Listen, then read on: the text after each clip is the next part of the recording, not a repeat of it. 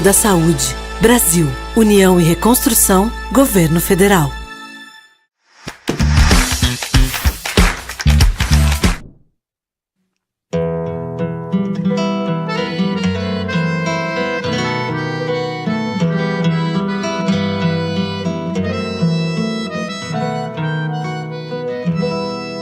Um lugar que é bom pra mim é onde eu quiser estar. A estrela ainda brilha, ela é quem vai me guiar. Ser guerreira é minha sina, batalhando pra vencer. Tenho voz pra ser ouvida, tenho sonhos pra viver. Não vão mais conseguir me anular, me calar. Ninguém vai me impedir de cantar e lutar. Seja em casa, no campo, na rua ou na praça. Chega de mordaça, agora eu vou falar. Porque eu sou mulher pra fazer acontecer. Eu sou uma delas, são elas por elas, ocupando os espaços de poder. No dia 1º de outubro de 2023, acontece em todo o Brasil a eleição para a escolha dos conselheiros tutelares de 5.570 cidades brasileiras. Ao todo, serão eleitos cerca de 30.500 conselheiros e conselheiras que tomarão posse em 10 de janeiro de 2024 e farão a gestão até janeiro de 2028. Os eleitos terão a responsabilidade de realizar atendimentos e acompanhar casos de violação de direitos de crianças e adolescentes, encaminhar os casos para as autoridades que cuidam dessas situações, como a Promotoria de Justiça da Infância e da Juventude ou a Defensoria Pública, e ainda promover ações educativas e preventivas em todo o país.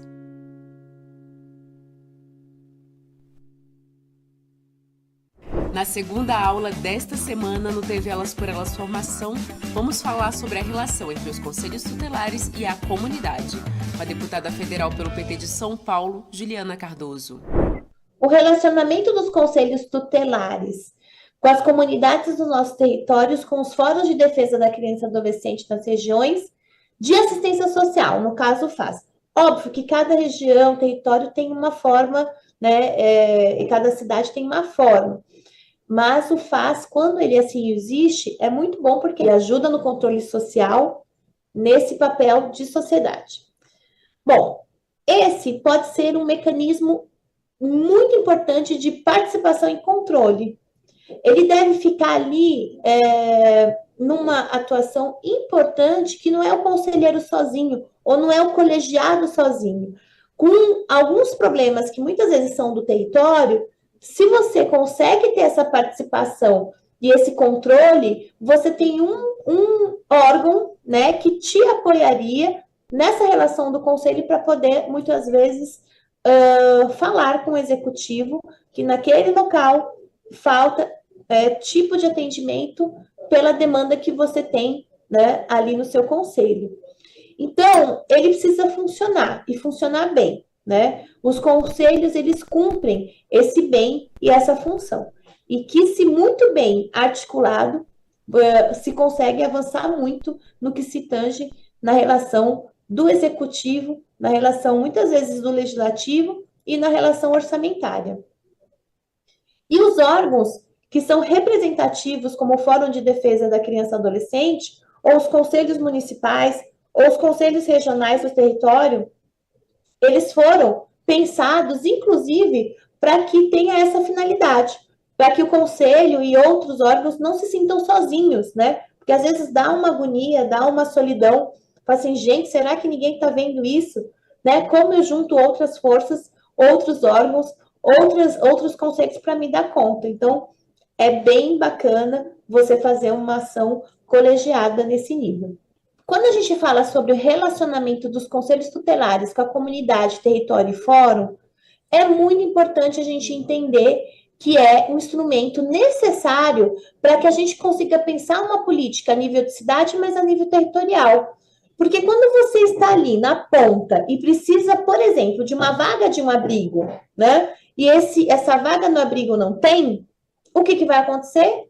Você vai ficar procurando no território e tendo, às vezes, que ir para outras regiões para poder conseguir essa vaga. Sendo que se você tiver Fórum de Defesa de Direitos da Criança e Adolescente, conselhos municipais, conselhos regionais, o próprio articulação, né, da comunidade para poder garantir que o executivo, né, e que o legislativo pensem em orçamento para ter mais espaços de atendimento, é ótimo. E não é só espaço de atendimento, tá? Porque a ação do Conselho Tutelar é que a gente tenha, que a gente consiga não ter tanta violação de direito, mas é aquele que também vai lutar. Olha, educação, você precisa ter mais vaga de creche.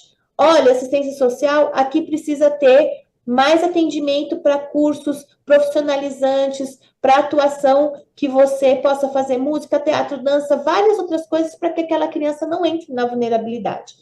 Ou você tem que ter ações de esporte, ou você tem que ter ações de cultura. Por que nós estamos falando isso? Porque não dá para a gente ficar só numa atuação quando não tem mais jeito, quando já está a violência, quando já tem a vulnerabilidade. O Conselho Tutelar, ele nesses fóruns, nesses conselhos, e junto com a comunidade, às vezes consegue pensar ações, né, que façam um atendimento mais amplo, para que a gente não fique só ali naquela relação emergencial. Nos territórios, a gente sabe, principalmente os que são sempre mais distantes dos grandes centros comerciais, né? Onde ali você tem mais emprego, trabalho e renda, sempre fica muito distante, e é onde sempre tem a vulnerabilidade social gritante.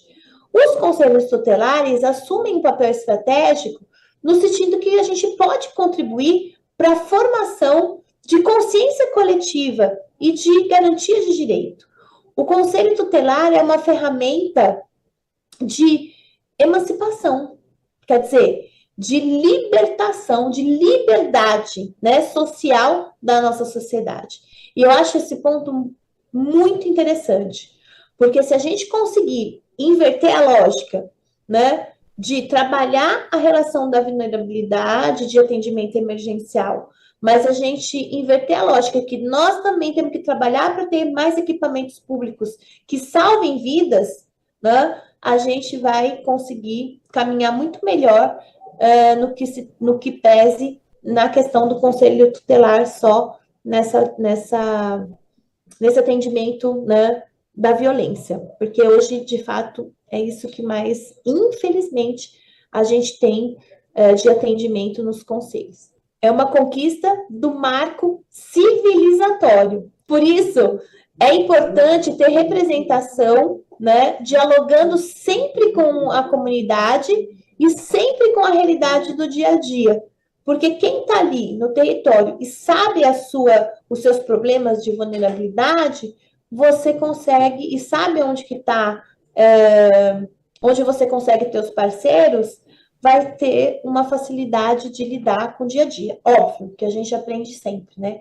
Mas é importante falar sobre isso. Quando a gente fala sobre o processo eleitoral, o importante é entender que o Conselho nasceu e se consolida dessa vontade popular, vontade de eleger os seus representantes, para que assim possa fazer o direito da criança e adolescente, e principalmente, vou dizer, aquele, né, que conhece, que está ali no território. Isso é extremamente importante.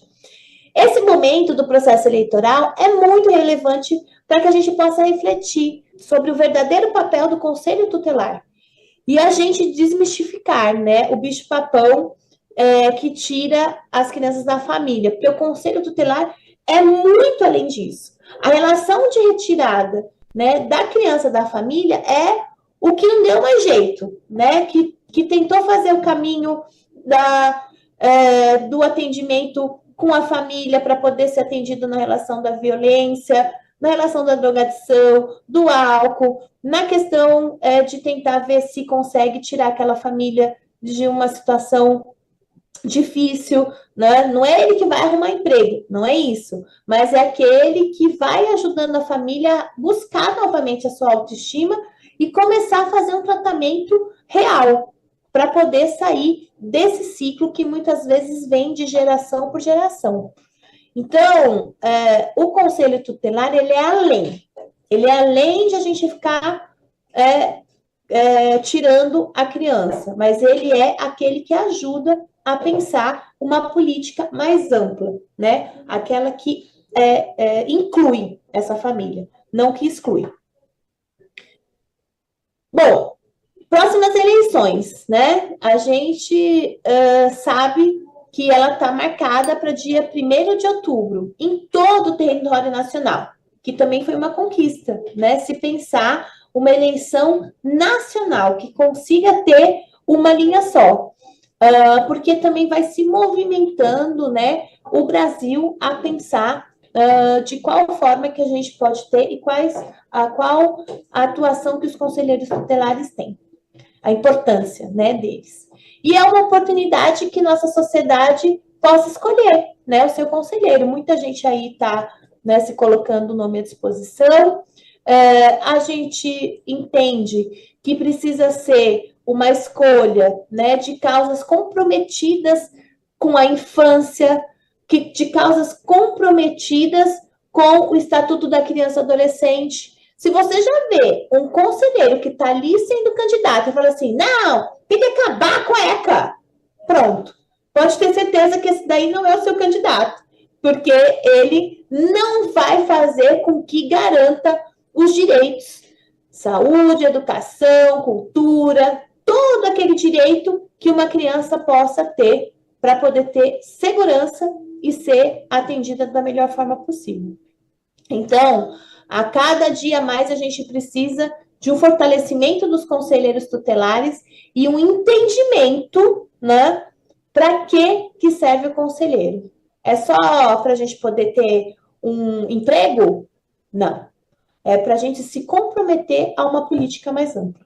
Hoje, a gente sabe que a questão do conselho tutelar, ele tem que dialogar com as casas legislativas, ele tem que dialogar com o executivo. Então, é importante que as pessoas também que estão pensando estar nesse espaço do legislativo, né, para as pré-candidaturas, que possa compreender que esse espaço do conselho tutelar, primeiro, não pode ser aquele espaço que você vai achar que a pessoa vai só vincular a um partido ou vincular a uma causa, a uma ideologia, mas que ele vai ser, e as pessoas que estão como candidatas possam entender, ajudar esse órgão a se fortalecer para que ele consiga ser um órgão efetivamente que dialogue com o executivo e com o legislativo para levar políticas públicas para o território e para a região. A gente também tem clareza que as pré-candidaturas à vereança, executivo ou legislativo que seja, eles também cumprem um papel importante de enxergar leis, enxergar orçamento, enxergar execução de serviço. Mas o conselho tutelar, ele não pode ficar amarrado em somente uma pauta. Ele tem que ter uma amplitude de ir e vir no executivo, no legislativo e no judiciário. Em 1990, quando o Estatuto da Criança e do Adolescente estabeleceu uma série de direitos, também criou uma espécie de guardião com a missão de zelar pela proteção das crianças e adolescentes e garantir também que a legislação não ficasse apenas no papel. Esse guardião é o Conselho Tutelar. Entre as atribuições deste órgão está a de facilitar o acesso às creches. Quando os pais não conseguem matricular seus filhos, eles recorrem aos conselhos tutelares, que, com o poder de aplicar medidas para garantir o direito à educação, encaminham uma requisição emergencial à regional de ensino, acelerando assim o processo para que encontrem uma vaga. E esse é o tema da segunda parte desta aula, Política de Creches, com a socióloga Tica Moreno. Hoje, o nosso assunto é cuidado de crianças pequenas. E mais especificamente, Eu vou conversar com vocês sobre o tema da política de creches. Essa política que tem um lugar central na política de cuidado, fundamental, se a gente olha na história, na construção do feminismo no Brasil, e uma política em permanente disputa. Eu organizei essa aula em 3 partes. Na primeira eu vou retomar um pouco os vínculos entre o direito à creche como um direito de dupla titularidade, então um direito das crianças e um direito das famílias, principalmente das mulheres. Na segunda parte vou falar um pouquinho sobre como está estruturada a política de creches no Brasil, um pouquinho do histórico, dos avanços que a gente teve na política de creches, mas também dos riscos e dos retrocessos. Na verdade, a terceira parte é justamente isso, os riscos e os desafios na política de creches no Brasil. Para começar essa parte do vínculo entre a política de creches como um direito das crianças e um direito das mulheres, eu vou trazer para vocês um trecho de um manifesto de luta por creche, que eu gosto muito, que é de 1979, quando, nos anos 70, né, aqui no Brasil, teve um movimento grande de luta por creches, né, um movimento que inclusive faz parte da fundação do que é o feminismo no Brasil, e é desse movimento que tem, esse movimento que fez esse manifesto, que eu vou ler alguns trechos aqui para vocês. O manifesto diz assim: somos trabalhadoras um pouco diferentes das outras. Somos diferentes, em primeiro lugar, porque não nos reconhecem como trabalhadoras quando trabalhamos em casa 24 horas por dia para criar condições para todos descansarem e trabalharem. Somos diferentes porque quando trabalhamos também fora, acumulamos os 2 serviços, em casa e na fábrica, e sempre nos pagam menos. Trabalhamos mais e ganhamos menos. Se bem que os filhos, como não são só filhos da mãe, interessam a toda a sociedade. A sociedade é que deve criar condições para que estes trabalhadores de amanhã possam se desenvolver em boas condições de saúde e formação. Creches são nosso direito. Então, esses trechos do manifesto já dizem muita coisa, né? Eles afirmam o reconhecimento do que é a divisão sexual do trabalho, eles afirmam como o cuidado, a criação das crianças é fundamental para a sociedade e para a reprodução mesmo da força de trabalho. Então, coloca nesses termos a necessidade de que a sociedade como um todo assuma a responsabilidade também pelo cuidado, pela criação das crianças. Esse manifesto também traz essa dimensão da divisão sexual do trabalho, que mesmo quando as mulheres trabalham fora, ganham menos. E traz também essa questão que é tão importante quando a gente fala sobre cuidado no âmbito do feminismo, que é o reconhecimento do trabalho de cuidados, do trabalho doméstico de cuidados, como trabalho, né? Não como algo que as mulheres fazem só por amor. Então, quando a gente olha para esse manifesto, estão aí colocados elementos que até hoje são importantes para a gente reivindicar, a partir das mulheres, o direito à creche. O movimento de luta por creche, ele teve um papel super importante, inclusive com essa perspectiva de que o filho, slogan, né, de que o filho não é só da mãe, no processo da Constituinte no Brasil, e foi fundamental para garantir que o direito à creche tivesse inscrito na Constituição Federal de 1988. O direito à creche é um direito de dupla titularidade, né? Então, como eu disse, aparece como um direito das crianças e um direito das famílias, e aí a partir daí também é vinculado com o direito ao trabalho, né? Também tem um antecedente, né? Antes da afirmação do direito à creche na Constituição de 88, as creches já aparecem na CLT, né? E como parte, inclusive, de reivindicações e lutas das mulheres trabalhadoras naquela época. Um estudo muito bom da Gláucia Fracaro, que está publicado sobre as lutas das mulheres trabalhadoras nesse período antes da consolidação das leis trabalhistas, né, da CLT, traz essa perspectiva, apontando que já ali o direito à creche se vinculava, né, a creche se vinculava com um direito das trabalhadoras, obviamente das trabalhadoras formais, mas também com esse limite de que, ao mesmo tempo que era um direito que está escrito, enunciado, não era necessariamente efetivado por conta da ausência de fiscalização. Bom, então, importante para a gente entrar nessa segunda parte, que é sobre a política de creches hoje e os caminhos dessa política, a gente, então, ter isso em mente, né? Entender o impacto que o acesso à creche tem na vida das mulheres, nas condições das mulheres trabalharem fora e ter também a sua autonomia econômica, autonomia sobre o tempo, autonomia sobre a vida. Depois da Constituição de 88, outras legislações foram importantes para ir consolidando o direito à creche, estruturando o direito à creche na sociedade brasileira. Uma delas, bom, não vou fazer um histórico de tudo, mas uma delas é a LDB de 96, que foi quando a creche, junto com a pré-escola, passa a ser considerada, definida como a primeira etapa da educação básica no Brasil. Então, localiza a política de creches como parte da política de educação.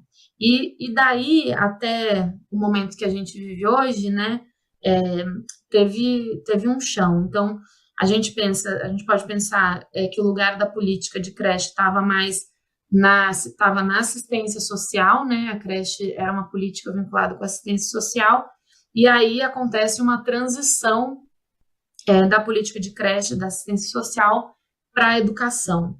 Eu queria chamar a atenção para vocês que essa transição, ela conformou as bases para ampliação do direito à creche, né, para a compreensão da creche como um direito também das crianças, inclusive rompendo com estigmas sobre a creche como se fosse um depósito de crianças, né, um lugar que as crianças só ficariam quando a mãe não tivesse onde deixar, não tivesse ninguém em casa, não tivesse uma sogra, não tivesse avó, não tivesse normalmente outra mulher para ficar com a criança em casa. Então, essa noção de que a creche é também um direito da criança é fundamental para esse lugar aí da creche na política de educação, e o que, inclusive, permite a gente ter um horizonte mais de universalização.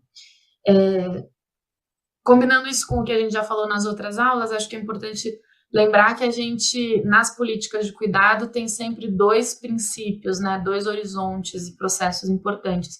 Um é a desfamiliarização, que tem a ver com tirar o cuidado como uma responsabilidade única da família, e outro é a desmercantilização, que é que o cuidado não seja só uma mercadoria, né, que as pessoas podem acessar quando tem dinheiro, mas que seja efetivamente um direito garantido pelo Estado. Bom, aí essa transição da assistência social para a educação, ela se deu principalmente nos anos 2000, né? Se não me engano, ela se concluiu em 2010.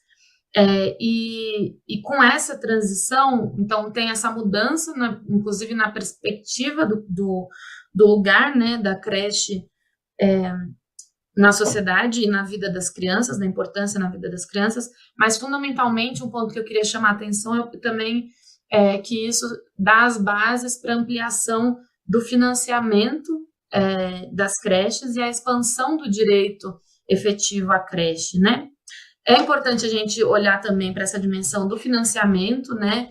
e que entender isso como parte de disputas políticas colocadas na nossa sociedade, inclusive nos nossos governos. Então, é de 2007, por exemplo, o Fundeb, que garantiu muito do financiamento para a expansão das creches e da educação infantil. Foi uma luta das mulheres, inclusive, para garantir que as creches estivessem no Fundeb.